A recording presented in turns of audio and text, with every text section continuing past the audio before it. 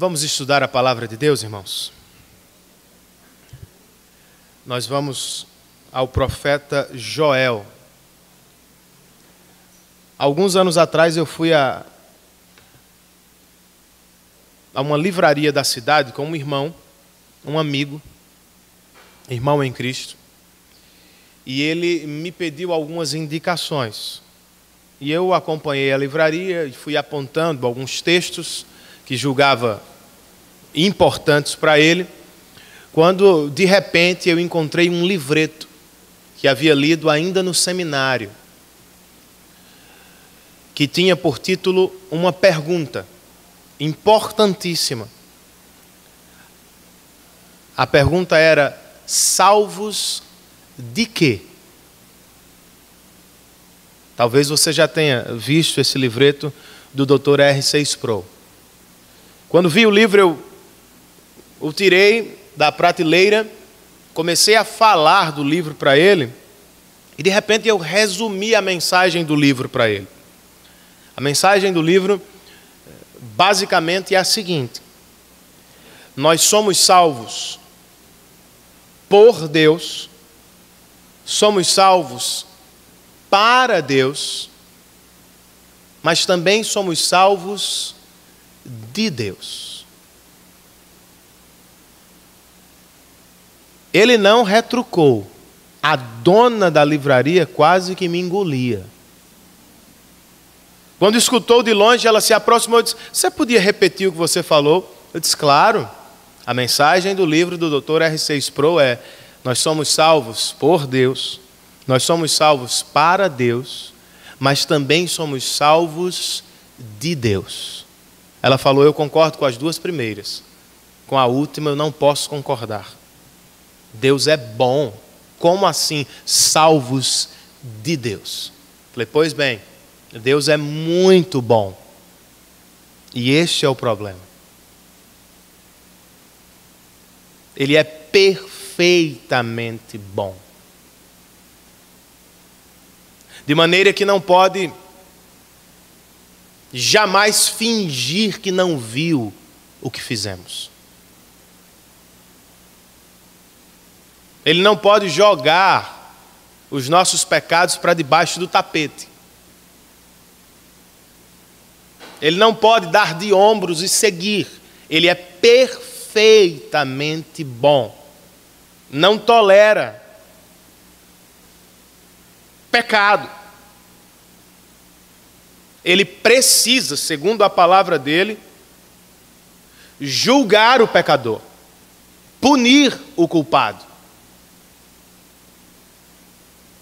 Então nós temos um problema. E ela tentou retrucar, foi para lá, para cá. Eu disse: mas me diga, contra quem você pecou?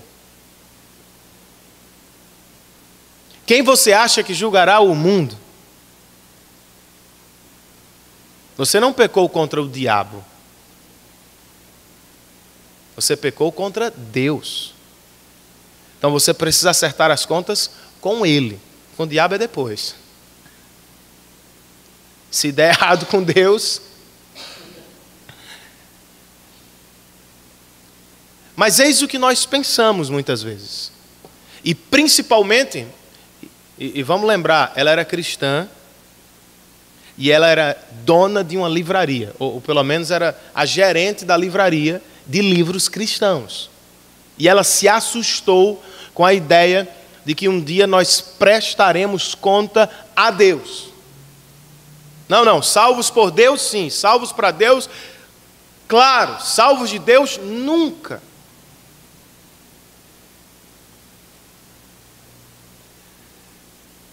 Eu sei que é estranho, porque o mundo aceita um tipo de Deus. Um tipo de Deus Papai Noel, um tipo de Deus realizador de sonhos, um tipo de Deus, como eu ouvi ontem, fofo. O mundo aceita isso. O mundo aceita. Mas não aceita, não recebe bem juízo de Deus. Teremos que prestar conta diante dele. No entanto, essa é a mensagem deste livro, irmãos. Do pequeno livro de Joel. De acordo com ele, nós precisamos ser salvos de Deus. Mais especificamente, do dia do Senhor. 19 vezes a expressão aparece no AT, 2 vezes no NT, todas falam muito mais, todas em alguma medida falam e muito mais do grande e terrível dia do Senhor.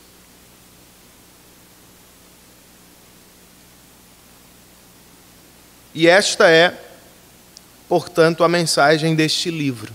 A expressão que aparece 19 vezes no AT, aqui aparece 5, só neste pequeno livro de 3 capítulos.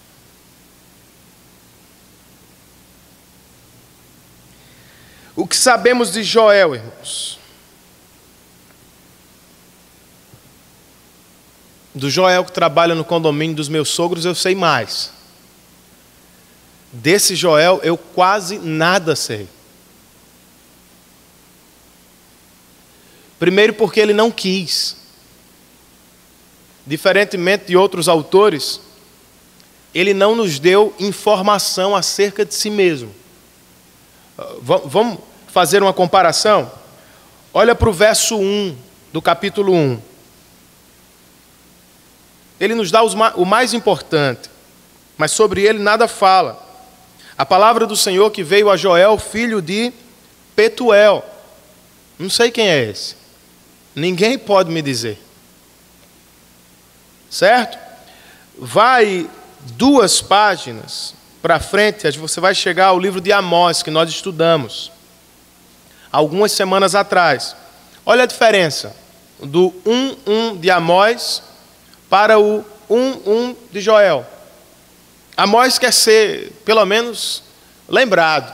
Joel não. Amós diz: palavras que Amós, criador de ovelhas em Tecoa, recebeu em visões a respeito de Israel, 2 anos antes do terremoto.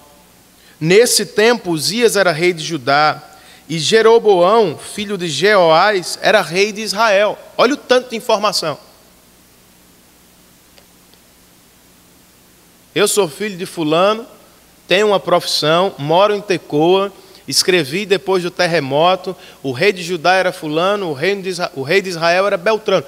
Você consegue saber onde ele está, de onde ele vem, o que ele faz. Joel não nos diz nada.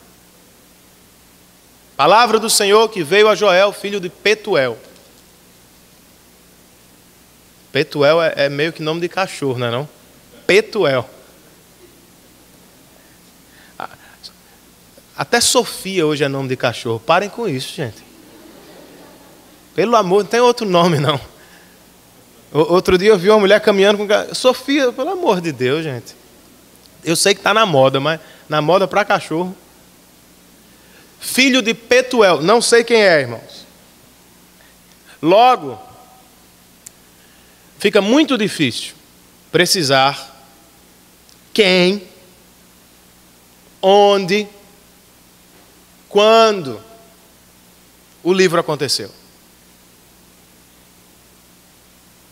Uma informação extra bíblica, a tradição judaica nos diz que este homem vem da tribo de Ruben. Só que os estudiosos do próprio texto, pelas informações do texto, julgam que ele é muito mais um judeu, ou seja, da tribo de Judá, do sul. Porque dentro do texto de Joel, ele fala a Judá e a Jerusalém. Então os estudiosos vão dizer que é possível que Joel seja alguém de Jerusalém ou das cidades vizinhas. Quando ele escreveu, Renan? Vejam, quase todos os profetas nos informam isso no verso de abertura, com Amós. quando eu escrevi, fulano era rei ali, Beltrano era rei ali. Aqui nós não temos isso. Outra vez, olhando para o livro e comparando com os outros profetas menores, os estudiosos vão sugerir o 9º século antes de Cristo. Pela linguagem do livro, ele se assemelha aos outros livros que foram escritos dentro do mesmo século. Então ele é pré-exílico, tá? Foi escrito possivelmente antes dos exílios, dos dois, do Reino do Norte e do Reino do Sul. Outra coisa interessante que os estudiosos apontam para datar o livro: não há aqui informações sobre os reinos, sobre as potências mundiais recentes, ou mais para o final do AT. Não há menção aqui de Babilônia, não há menção aqui de Pérsia. Ele vai falar da Filístia. Filístia está mais para trás do que para frente, está mais para perto de Davi e Salomão do que para depois da Babilônia. Muito provavelmente, então, este livro é escrito no 9º século antes de Cristo. Por que ele é escrito? Lendo o texto, você não vai encontrar uma declaração explícita sobre o pecado deles. Mas trata-se de capa a capa de uma convocação ao arrependimento. Não tem aqui menção à idolatria, como em outros textos. O que os estudiosos sugerem é a indiferença com o Senhor. As coisas estavam indo muito bem, e pouco a pouco, como a gente já ouviu sobre outros textos, eles se distanciaram do Senhor. Se tornaram frios na fé, indiferentes com o Senhor, negligentes com a vida piedosa. Então, algo acontece, algo circunstancial, como nós vamos ver no capítulo 1, e a partir deste algo, Joel começa a conclamar o povo ao arrependimento. A mais importante informação nós temos no verso 1. Trata-se não das palavras de Joel, mas da palavra do Senhor que veio a Joel. Por causa desta certeza e abertura, e obviamente pela providência de Deus, os nossos irmãos incluem Joel no cânon. O recebem como palavra de Deus e não de Joel.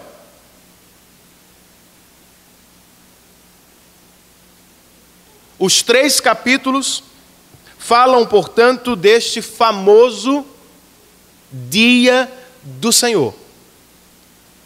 Esta é a expressão-chave do livro, é o tema do livro. Mas de modo interessante, Joel fala da mesma expressão a partir de ângulos diferentes. Ele primeiro, ou tempos diferentes, seria melhor assim. Ele fala do dia do Senhor, que é hoje. Ele fala do dia do Senhor, que é amanhã. E ele fala do dia do Senhor escatológico, que será no fim de todas as coisas. De acordo com o que ele recebeu, há um aspecto presente e perene do dia do Senhor. Há um aspecto futuro, próximo. E há um terceiro aspecto, futuro escatológico. O dia do Senhor está acontecendo, acontece amanhã e acontecerá ao final em um grande clímax. Vamos ver esta expressão, ou a manifestação do dia do Senhor em 3 tempos. O capítulo 1, por exemplo, nos apresenta o dia do Senhor hoje, agora.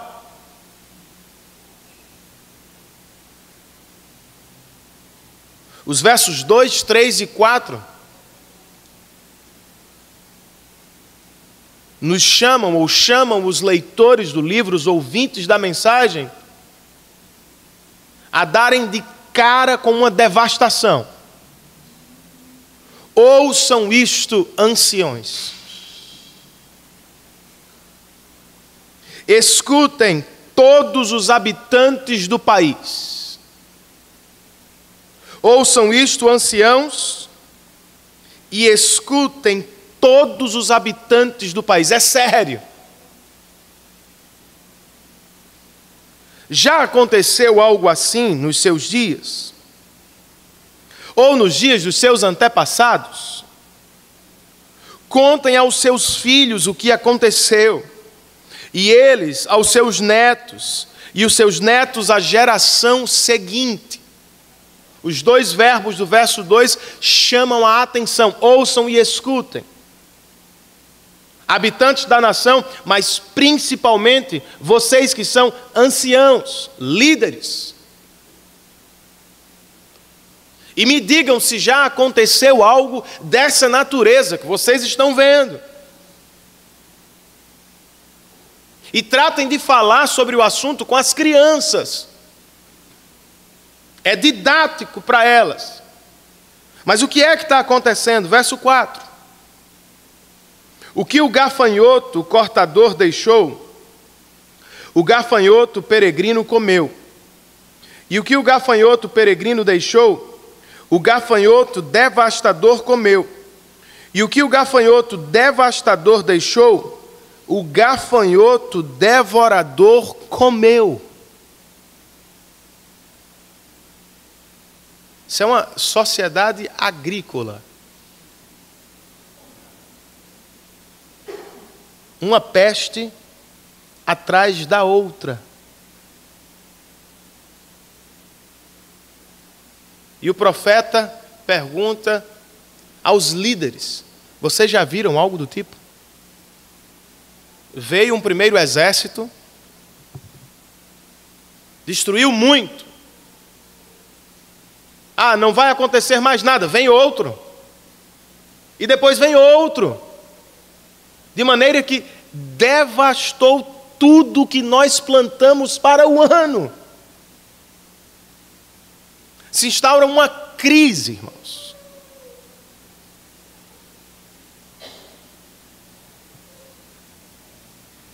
Uma crise econômica, social, que vai revelar a crise espiritual do povo. Vamos ler o texto? Versos 5 a verso 7. Ninguém vai beber vinho nessa terra. Acordem, bêbados, e chorem. Lamentem-se todos vocês, bebedores de vinho. Gritem por causa do vinho novo, pois ele foi tirado dos seus lábios.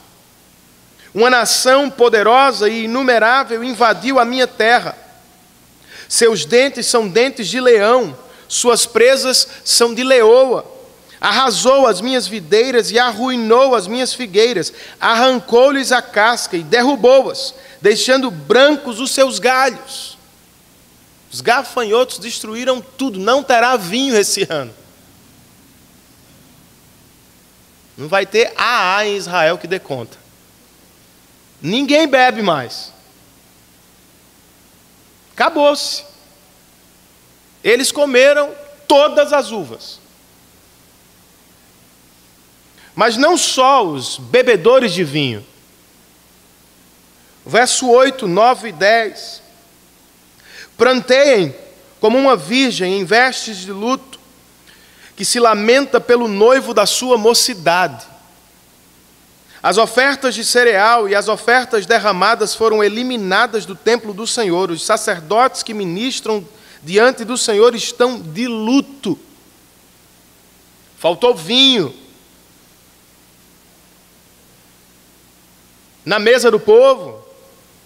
Por causa da crise, faltou oferta no templo do Senhor.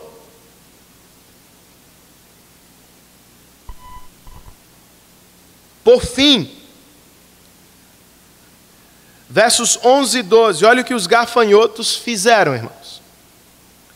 Desesperem-se agricultores, chorem produtores de vinho, fiquem aflitos pelo trigo e pela cevada. Nem tem vinho, nem tem cevada. Acabou-se. A colheita foi destruída. A vinha está seca e a figueira murchou. A romanceira, a palmeira, a macieira e todas as árvores do campo secaram. Quebrou a vida do povo. Secou-se mais ainda o quê? A alegria dos homens. Não tem vinho. Dá para viver sem vinho. Ninguém morre. Não tem culto. O povo de Deus não vive sem culto. Não tem comida. Ninguém vive sem comida.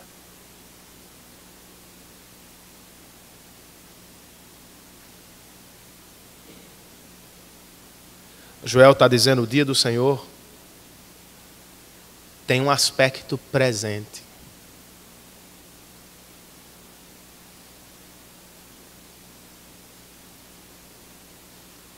Não foi um problema climático. Não foi. Foi proposital. Foi planejado. Foi Deus. E agora, o que é que vocês fazem diante desta crise nacional? Acabou-se a alegria, meu irmão. Não tem vinho, não tem culto e não tem comida. Acabou a alegria do povo. O que é que vocês fazem? Ponham vestes de luto. Verso 13. Ó sacerdotes, os pastores, os líderes da nação. E pranteiem, chorem alto, vocês que ministram perante o altar. Venham, passem a noite vestidos de luto, vocês que ministram perante o meu Deus. Pois as ofertas de cereal, as ofertas derramadas foram suprimidas do templo do seu Deus. Decretem um jejum santo. Verso 15. Aquele dia, sim, o dia do Senhor está próximo, como destruição poderosa da parte do diabo. É o que está escrito na sua Bíblia?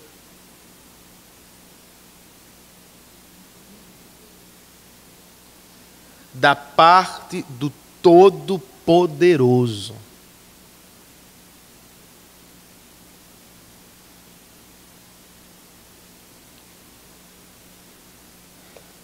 Quem manda neste jogo, irmãos, é Deus. Como dizia Lutero, homenageá-lo, né? Depois de um dia dos 500 anos da Reforma, o diabo é o diabo de Deus, servo dele, contra a vontade, obviamente, como um cachorro violento, bravo, mas é servo dele. Deus continua no controle de todas as coisas. Então, primeiro o profeta nos coloca diante da realidade presente do dia do Senhor e depois nos convoca ao arrependimento. E o que é que a gente tem aqui de prático? Tentando fazer uma ponte com este texto, 9 séculos antes de Cristo, e a gente aqui, meu irmão, Temer tem culpa. Dilma tem muita culpa. Temer tem tanto quanto ela. Se não tiver mais. Antes deles, também tiveram culpa. Os que estão na bacia de cabeça para cima têm culpa. Os que estão do outro lado também têm culpa, na bacia de cabeça para baixo. Todos eles têm. Mas eles não são o Todo-Poderoso.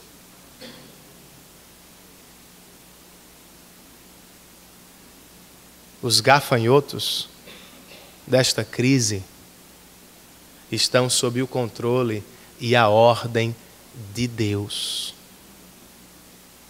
Você tem duas opções: procurar um país melhor para viver, para logo descobrir crises do lado de lá. Meu amigo, parece que toda vez que eu ligo a televisão tem alguém matando alguém lá nos Estados Unidos. Cara, é atentado. Ontem foi Manhattan, não sei se vocês viram. O cara matou não sei quantos lá. Pensa que os Estados Unidos é o quê, meu irmão?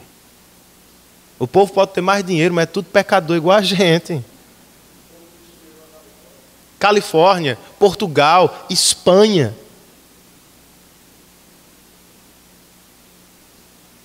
Ou a gente foge procurando um lugar melhor, ou a gente se prostra diante de Deus, irmãos. E entende que Ele secou a torneira, fechou a porta, impediu algumas coisas que a gente tinha e gostava de fazer, para nos dar alegria verdadeira. O povo estava mal acostumado. Vinho havia se tornado fonte de alegria. Não tem como, ele não foi feito para isso. Mas viagem também não foi. 3 carros na garagem também não dá. Saúde perfeita também não dá. E um monte de mimos que uma nação próspera começa a ter, gente. E vocês acham que a igreja faz o quê? A igreja segue o fluxo. Torna-se manhosa, em muitos aspectos mundana, gosta das mesmas coisas, investe nos mesmos projetos e coloca sua alegria nos mesmos valores, para nos abençoar, para nos chamar de volta.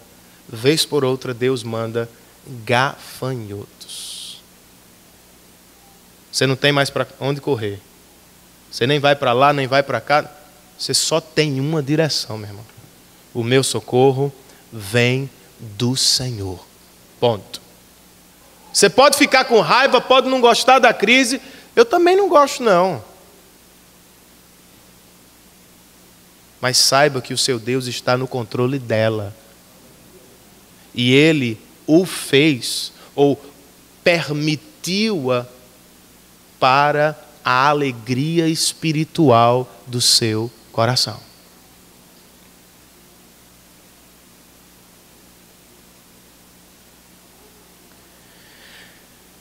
O segundo aspecto do dia do Senhor, destacado por Joel, é o do futuro próximo. O dia do Senhor será amanhã. Ele tem um aspecto presente, mas ele também tem um aspecto do futuro próximo. Capítulo 2. No verso 1 ele pede um som de alarme. Toquem a trombeta em Sião, deem o alarme. No meu santo monte, tremam todos os habitantes do país, porque o dia do Senhor está chegando. Está próximo. E olha como ele será, irmãos. Dia de luzes e alegria. Opa! Essa parte ninguém lê nesses cultos pentecostais ou neopentecostais, na verdade. Olha o dia do Senhor que está vindo sobre a gente. Dia de trevas e de escuridão. Ô glória, ninguém fala isso. Eles pulam essa parte. Dia de nuvens e negridão. Assim como a luz da aurora se estende pelos montes, um grande e poderoso exército se aproxima como nunca antes se viu. O negócio vai ficar feio. Diante deles o fogo devora, atrás deles arde uma chama, diante deles a terra é como o jardim do Éden. Atrás deles um deserto arrasado. E ele vai descrevendo o dia do Senhor próximo. Vá ao verso 11, para que você não tenha dúvida de quem está falando ou de que exército estamos falando.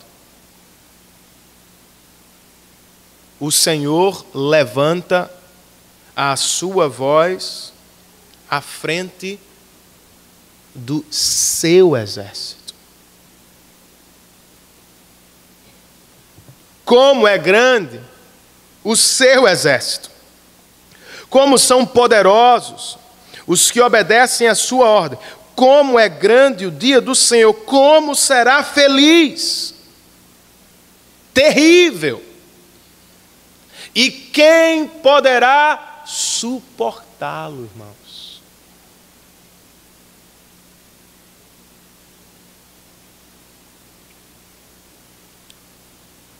Eles estão olhando para a plantação arruinada, um país em crise, e Joel não está dizendo, vai dar certo. Ele não está dizendo, o ano que vem tem eleição, pessoal, vai mudar tudo. Ele não está dizendo isso. Vai piorar. Os gafanhotos se tornarão gente. E virão em milhares e milhares para tomar nossa cidade e acabar com tudo.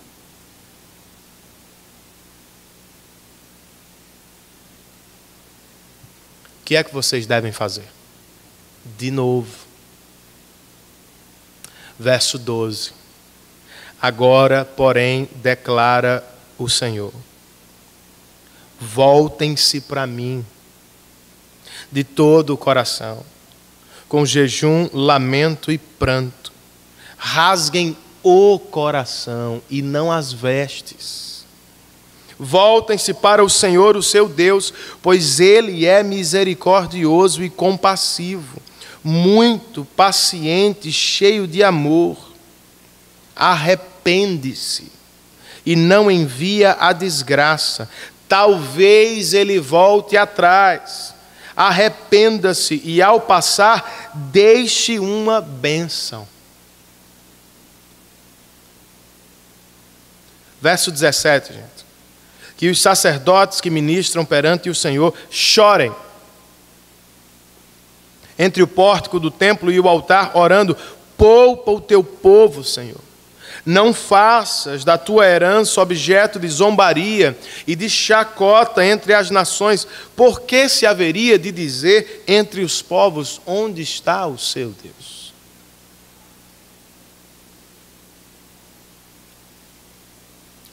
Isso é susto bom, irmãos.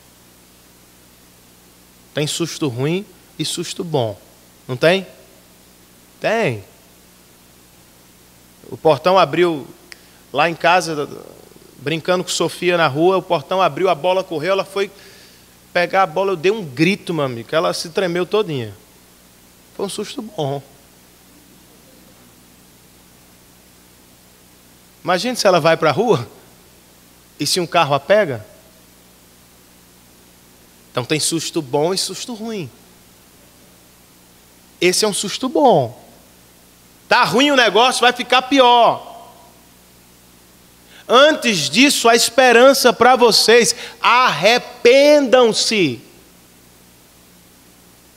não da boca para fora, não apenas com roupas de saco. Rasguem o coração de vocês. Lembrem-se do Deus de vocês. Ele está falando de juízo. Ele é justo, Ele é santo, mas Ele é igualmente compassivo, misericordioso, paciente. Apropriem-se do que Deus está oferecendo. Façam uma oração sábia. Oração sábia é aquela que envolve a glória de Deus. Senhor, poupa-nos por amor ao Teu nome. Nós somos a Tua igreja. O que as pessoas vão dizer de nós no Brasil, Senhor? Tenha misericórdia de nós. Nós carregamos o Teu nome. As nações não vão apenas zombar da igreja, vão zombar de Ti. Tenha misericórdia de nós. Então a mensagem tem por propósito chamá-los ao arrependimento. Esta geração, me parece, escapou disso aqui. Viveu sim o enxame de gafanhotos, mas não viveu a invasão dos soldados da Babilônia, por exemplo. Isso é século IX. Judá só vai cair lá para o início, final. É complicado, a gente está olhando para trás, né? Eu acho que é começo do século VI. De trás para frente. É quase anos 600, mas é começo. Voltando, né? Essa geração escapou. Me parece que se arrependeu. E Deus se arrependeu então? Não, irmãos. Ele não precisa se arrepender. Quando o texto emprega coisas desse tipo, que parecem, inclusive, contradições, você precisa entender que o texto é feito para gente. E gente entende essa linguagem. São características humanas atribuídas a Deus. Parece que ele se arrependeu, mudou de ideia. Não. O arrependimento sempre foi a ideia dele. Mandou Jonas a Nínive. Prega a Nínive. Se ela se arrepender, eu vou poupá-la. Deus poupou. Será que ele não sabia? Então ele enviou o profeta com a mensagem com o fim de salvar esse povo. E ao menos imediatamente salvou.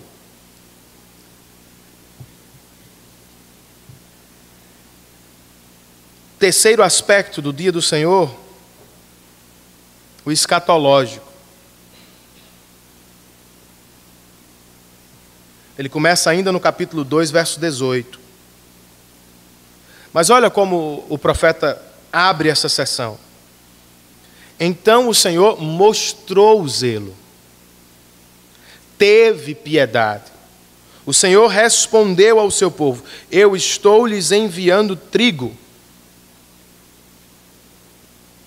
Ele ainda não fez, mas ele fala como se já tivesse feito. Porque ele o fará. É a mesma linguagem de Paulo aos Romanos. Deus os predestinou, os chamou, justificou, santificou e glorificou. Mas eu estou na terra ainda, eu sei. Segurança. Para Deus já está realizado. Eu ainda estou vendo a seca, mas eu já fiz, vocês vão ver. Eu já empenhei minha palavra. Eu já prometi, vai acontecer. Já está acontecendo, ele diz. Verso 20, levarei o invasor que vem do norte para longe de vocês. Verso 21, não tenha medo, ó terra. O Senhor tem feito coisas grandiosas. Verso 23, povo de Sião, alegre-se e regozije-se no Senhor, o seu Deus, pois Ele lhe dá as chuvas de outono.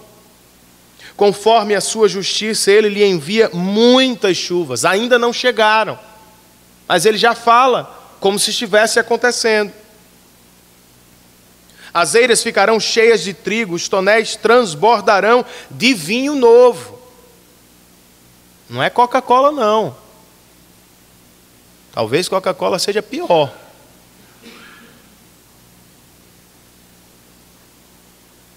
Vou compensá-los pelos anos de colheitas que os gafanhotos destruíram.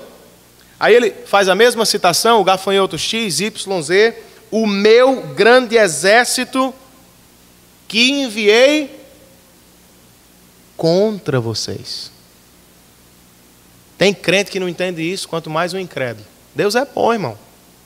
Deus não faz isso não. Meu amigo. Ninguém se preocupa com Jesus na cruz do Calvário. Ou seja, não, Deus não pode fazer isso. Ninguém assistiu Paixão de Cristo. Ninguém se preocupa com o que Ele fez com Cristo. Já percebeu isso nas conversas? Todo mundo preocupado com a gente. Não, Ele não faz isso não. Meu irmão.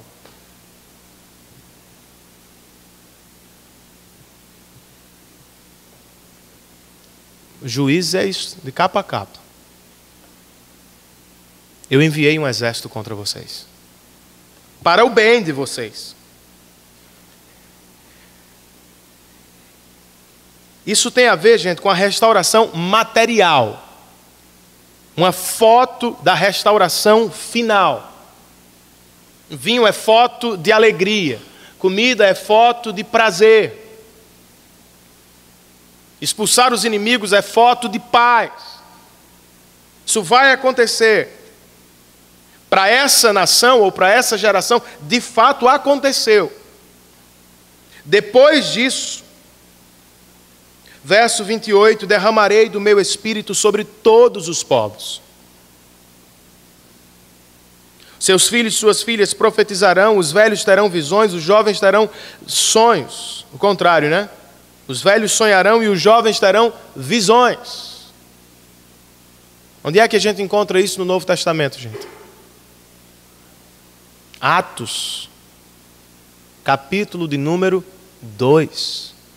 Primeira pregação apostólica. Pedro diz, não estão bêbados. Eis que se cumpre hoje a palavra de Deus predita por Joel. O dia do Senhor chegou. Eles não viram isso. Trata-se do dia do Senhor escatológico. Mas talvez você esteja dizendo escatológico não tem a ver com o fim dos tempos, Renan. Exatamente. O ministério de Jesus inaugura o que o Novo Testamento chama de os últimos dias. E aqui nós vemos o dia do Senhor chegando no derramamento do Espírito, mas também vemos, versos 30 e 31, sinais, maravilhas, que vão acontecer, diz o verso 31, antes que venha o grande e terrível dia do Senhor. Há um aspecto positivo, outro negativo. Os dois são escatológicos. Um aconteceu, o derramamento do Espírito, inaugurando os últimos dias, mas há coisas que ainda virão.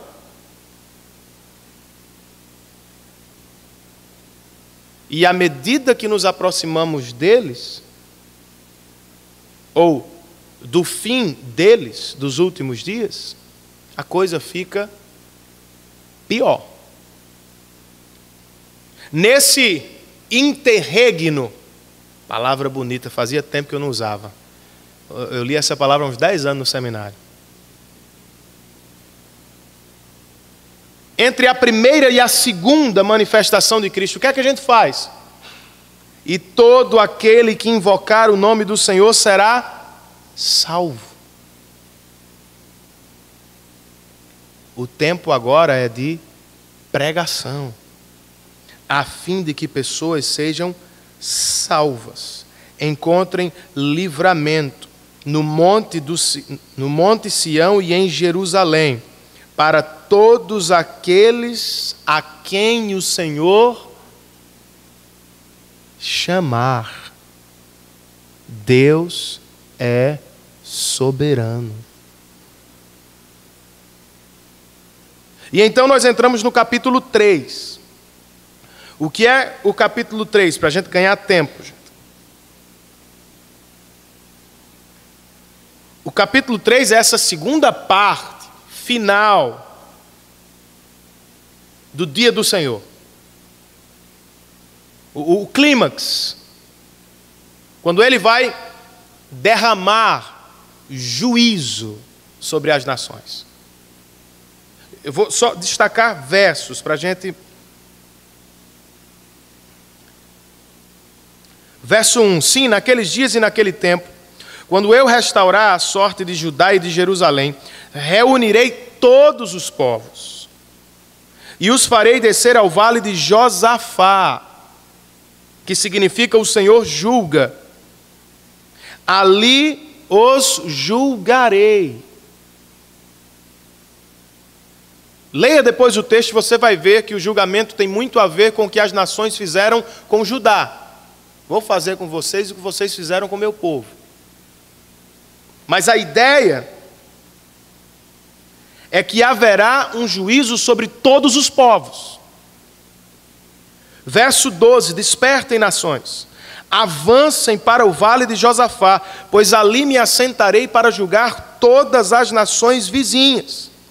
Verso 14: multidões, multidões no vale da decisão, pois o dia do Senhor está próximo. Isso não é uma cruzada evangelística, com um missionário dentro de um estádio pedindo uma decisão do povo. Não é isso, a decisão já foi tomada. Deus vai manifestá-la sobre as nações.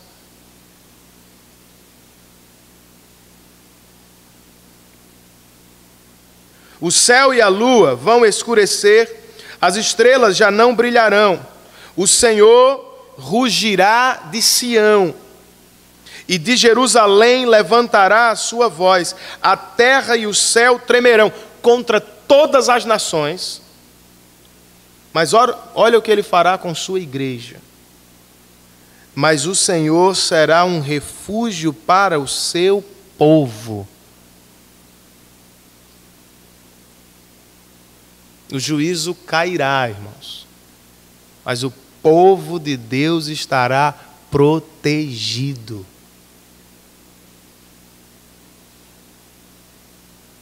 Então vocês saberão que eu sou o Senhor, o seu Deus, que habito em Sião, o meu santo monte. Jerusalém será santa. Judá, verso 20, será habitada para sempre, e Jerusalém por todas as gerações. Sua culpa de sangue, ainda não perdoada, eu a perdoarei.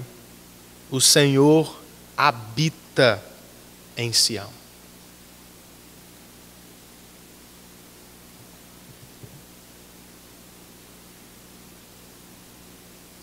Eu sei que o homem não gosta de ouvir isso.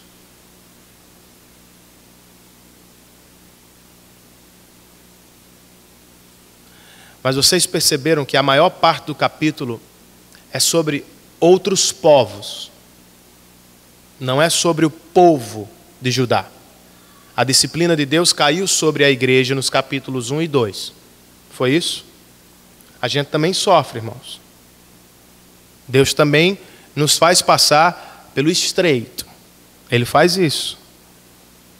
Mas não é Não é com ira, não é por vingança, é por amor, como o pai que disciplina o filho a quem ama. O capítulo 3, ele é direcionado aos povos, não ao povo de Deus. O juízo vai cair sobre os povos, o povo de Deus está protegido. Glória a Deus por isso. Nós gostamos disso. Só que a mensagem não é só fiquem tranquilos. A mensagem é vocês precisam avisá-los. O Senhor reina e está vindo para julgar as nações com equidade e justiça. Alguém precisa avisá-los, a fim de que aconteça o que com eles? O que aconteceu com vocês no capítulo 2. Vocês temam e tremam diante dele e lancem-se aos seus pés. Eles precisam saber. É parte da mensagem do Evangelho.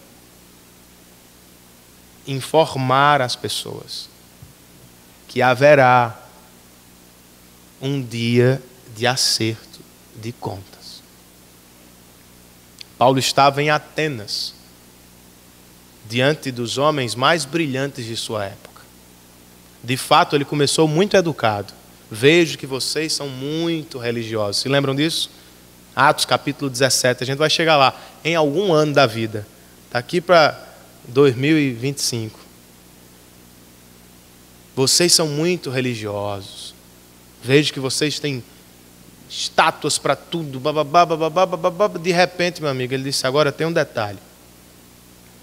Esse Deus que vocês adoram sem sequer conhecer, ou tem uma estátua para ele, sem saber quem é, eles eram tão religiosos que construíram uma estátua a um Deus que eles não sabiam quem era. Vai que esquecemos um. Paulo diz, tem um que vocês não conhecem. E ele já acertou a data. Haverá juízo. O Filho dele, Jesus Cristo, a quem ele ressuscitou, vai julgar vocês. Os cabas botaram ele para fora. Mas ele pregou essa mesma mensagem a tantas outras pessoas. E as pessoas o receberam dentro de casa.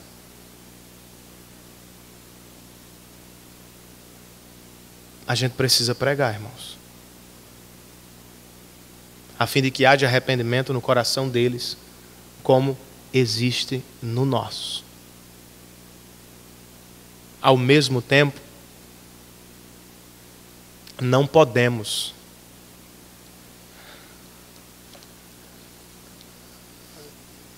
eu vou usar o que falei em uma mensagem de Atos. Nós nem podemos ser pietistas demais. Se lembram disso? Ah, o Senhor voltará e eu quero viver só no céu. Tem gente que parece que já está no céu. Tem uma terra inteira ainda para o cara, mas ele já está lá. Nem podemos ser assim.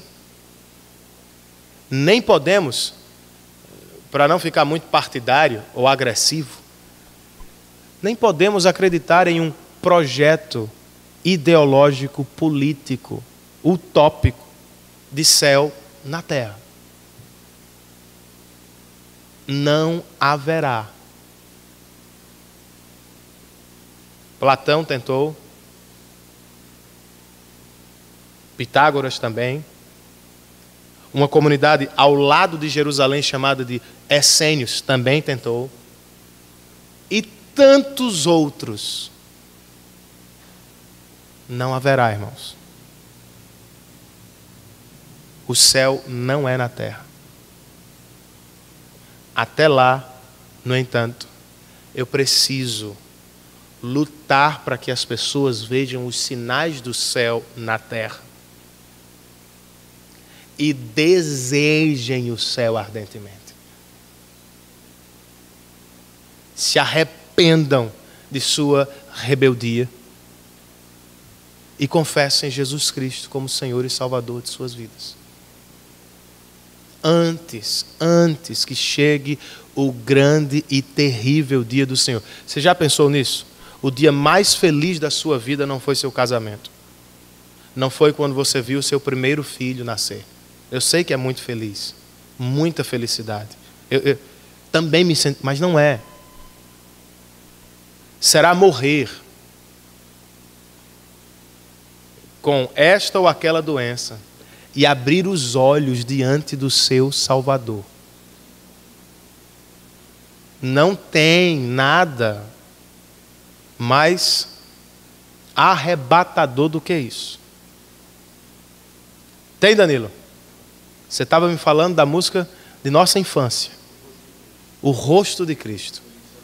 Minha mãe cantou isso aí umas 500 vezes para eu dormir. Tem tempo, viu, meu irmão? Mas fala deste anseio, irmãos, de estar com Cristo na glória. Bem, se você não quer estar com Cristo no céu, você ainda não sabe se vai para o céu. Não tem gente que só quer paz, tranquilidade. Meu irmão, faça uma aposentadoria privada e tente a sorte. No céu só tem Cristo. E para aqueles que o amam na terra, Ele continuará sendo suficiente no céu. Então pense, isso vai ser a coisa mais feliz da sua existência. Dar de cara com Ele. Fechar os olhos aqui. Meu irmão, quando eu estiver morrendo, não fique preocupado não. Cuide da minha família. Mas não fique preocupado comigo não. Estarei quase lá. Ao mesmo tempo, pense na tragédia. Mano, fica só rindo. Pensa que eu estou brincando, né, mano? Estou falando sério, rapaz. Tá assustado, né, mano? Martin Lloyd Jones, vocês se lembram disso? O camarada foi orar por ele para ser curado. Ele disse, não, meu amigo, eu tenho 82 anos. Preguei 40 na capela de Westminster sobre Cristo. Eu estou às portas de encontrá-lo. Você quer retardar meu encontro? Pode passar mais tarde. Nunca mais me visite no hospital. Isso é de crente, irmãos. Eu visitei uma irmã de nossa igreja, senhorinha, morta de dores já, sofre muito. Eu olhei para ela e pela fé eu disse, minha irmã, essa dor vai parar. Vai passar. Ela olhou para mim com ar de alegria e disse, pastor, eu sei. E eu estou esperando aquele grande dia. Ela não ficou chateada comigo, não. Porque se ela não quiser ver Cristo, meu irmão, tem alguma coisa errada. Mas me diga aí, e para aqueles que não têm Cristo? O dia mais feliz da sua existência será o pior dia da existência deles. Pior coisa que pode acontecer a um incrédulo é partir sem Cristo, abrir os olhos diante do juiz de toda a terra, irmãos. Sabendo disso, nós precisamos pregar. Não vai ser tranquilo e favorável. Não vai ser. Não vai ser. Aquela irmã do início estava assustada com a ideia de ser salva de Deus. Mas é Ele quem vai julgar as nações. Com perfeição.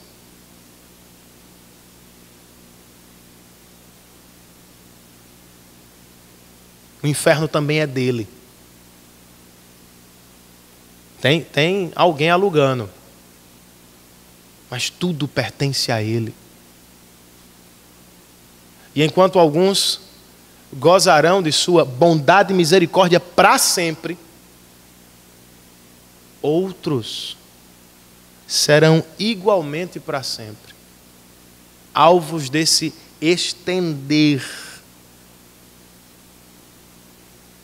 do grande e terrível dia do Senhor. Não sei como será exatamente, mas sei que segundo o Apocalipse nós vamos nos reunir em torno dele e vamos dar glórias a ele pela salvação e vamos dar glórias a ele pela condenação.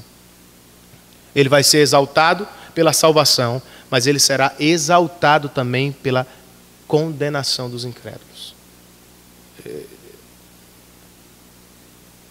Mas pelo menos lá eu acho que a gente vai entender, vai ter alegria. Mas do lado de cá a gente não fica tão feliz, não fica? Não dá para ficar muito feliz sabendo que talvez familiares meus, pessoas com quem eu falo todos os dias, que eu gosto, gente. Eu gosto do meu porteiro, de graça. Ele é flamenguista, mas eu gosto dele, Antônio. Sem Cristo, ele está caminhando para essa realidade.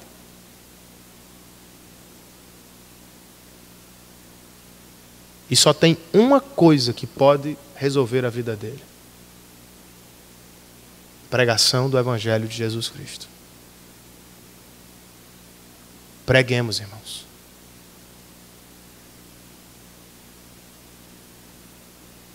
Que esta realidade nos assuste, mas nos movimente. A propósito, eu acho que é por isso que Jesus fala tanto do inferno. Para movimentar os nossos pés. Pessoas precisam ouvir o Evangelho.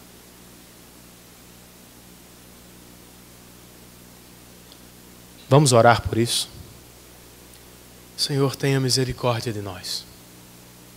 Talvez estejamos apenas reclamando e murmurando desta crise nacional.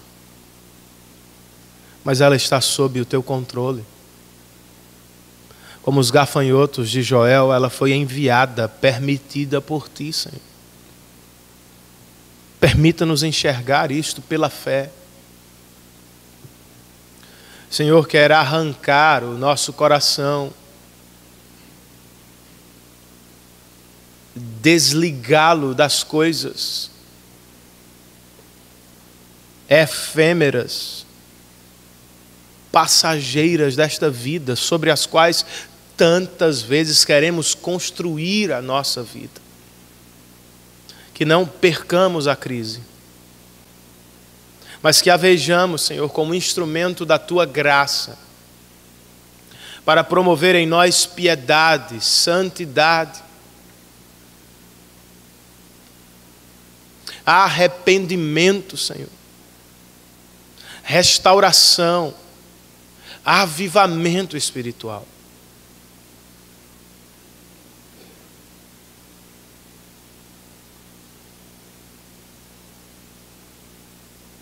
Que não percamos as calamidades, Deus.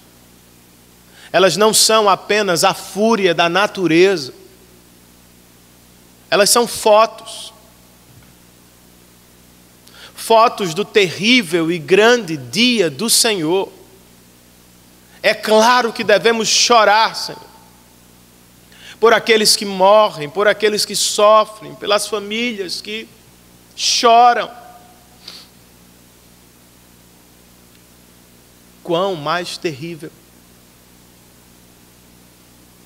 será o dia do Senhor.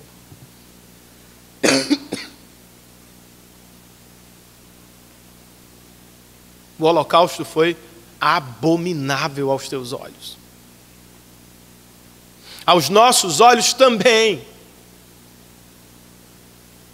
Mas como ele não pode nos movimentar a uma foto infernal da eternidade? As nações descerão ao vale da decisão e receberão o teu veredito eterno. Serão banidas de teu favor, não terão mais chance, a tua misericórdia serão alvo eterno da tua santa ira. Como isto não pode movimentar os nossos pés? Como, Senhor? Pessoas com quem vivemos, pessoas que conhecemos, outras milhares que jamais vimos. O barco está afundando. Não podemos ficar inertes, Senhor. A casa está pegando fogo. Não podemos ficar ajeitando os quadros.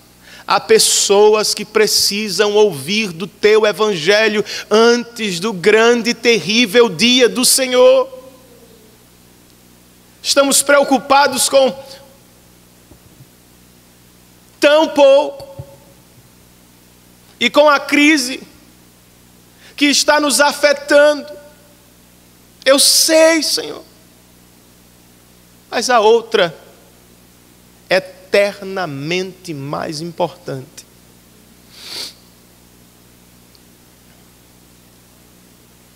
Tenha misericórdia, Senhor. Tenha misericórdia de nós. Reorienta os nossos valores. Desperta-nos para o Teu santo Evangelho. Nos dá compromisso com Ele e com a missão dEle. Que vivamos para Ti, Senhor, e não para nós mesmos. Que nos empenhemos para fazer missões através dos nossos recursos, sustentando missionários que vão aos povos não alcançados. Mas que também tenhamos coragem e ousadia e intrepidez do Teu Espírito para pregar o Evangelho onde o Senhor nos colocou. Porque o grande e terrível dia do Senhor se aproxima. O que para nós será o maior gozo da vida, para tantos será a maior tristeza. Tenha misericórdia. Tenha misericórdia. Ajuda-nos, Senhor. Nós te pedimos isso. Em nome de Jesus. Que o amor de Deus, nosso Pai, a graça salvadora e fortalecedora de Cristo Jesus, o nosso Senhor, a comunhão, o poder, a presença e o cuidado do Santo Espírito de Deus estejam sobre todos nós. E todos nós, em uma só voz, dizemos amém. Que Deus nos abençoe, queridos. Uma boa noite e um bom feriado.